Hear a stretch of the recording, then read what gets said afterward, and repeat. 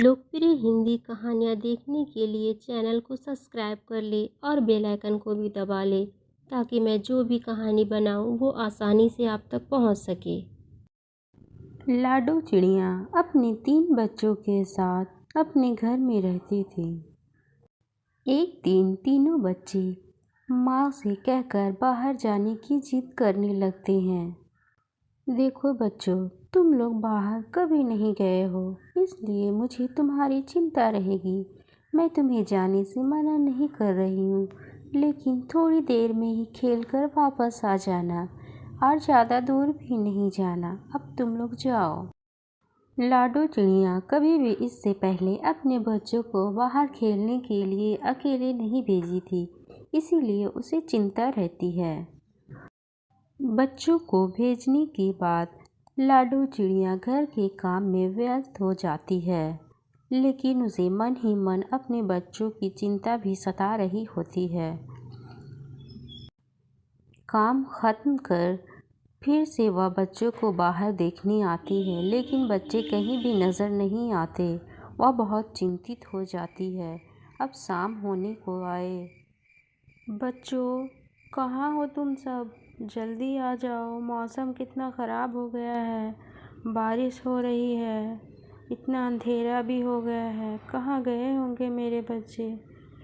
मैं बाहर जाकर देखती हूँ अभी उन्हें।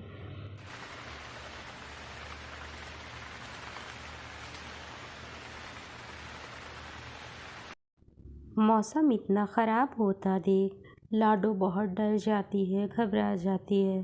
अब वह अपने बच्चों को ढूंढने के लिए बाहर जंगल की ओर निकल पड़ती है।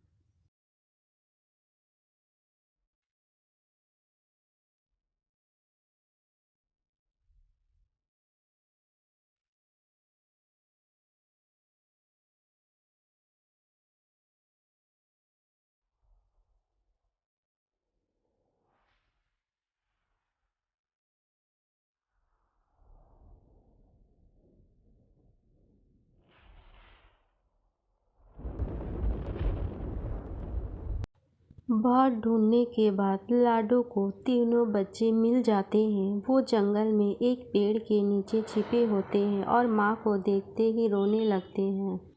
चुप हो जाओ बच्चों, मैं आ गई हूँ ना, तुम लोग रो नहीं, मैं तुम लोगों को अपने साथ घर लेकर चलूँगी।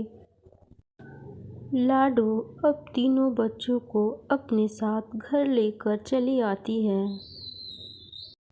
सुबह होते ही बच्चे सारी बातें माँ को बताते हैं कि किस तरह वो आंधी तूफान की वजह से रास्ता भटक गए थे और घर नहीं आ पा रहे थे।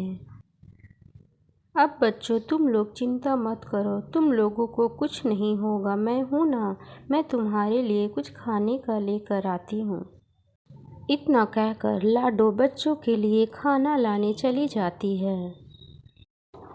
ये लो बच्चों, तुम्हारा खाना आ गया है, तुम लोग खाना खा लो और मुझसे एक वादा करो, आज के बाद तुम लोग कभी भी इतनी दूर नहीं जाया करोगे। तीनों बच्चे भी अब इतनी दूर नहीं जाने का वादा करते हैं।